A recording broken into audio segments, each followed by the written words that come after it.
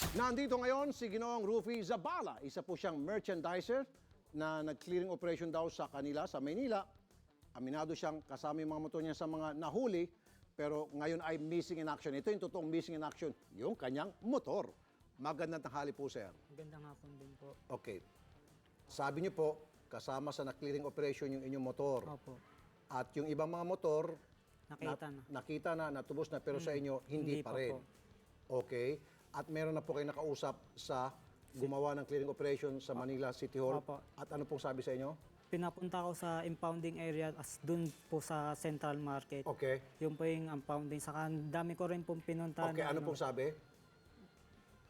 Pumunta ako doon, saka wala naman So po. in other words, pinagpapasapasan Opo, ka. pinapasa Kaya ka pa. napunta na rito. Opo. Sige, para mabigyan ng linaw ang reklamong yan, nasa linyang telepono si Ginoong Lou Fariñas, Chief ng Impounding ng MTPB. Or MTPB, tama. Magandang tanghali po, Ginoong Lou. Kita tayo na ba? Sir, paano po itong motor ni Sir Rufy Zabala? Bali, hindi ko pa ho siya namimit. Hindi pa siya nagpupunta na check yung record. Sabi ko, patingin muna kayo yung record. Baka nandun sa kabilang impounding namin. Okay, sige. Papupuntahin ko po dyan, sasamahan po namin at gusto ko po ma-produce yung motor niya ngayong araw din to. Ano po, Sir? Sir Lou? Kopya ba? Opo. Salamat po, Sir Lou.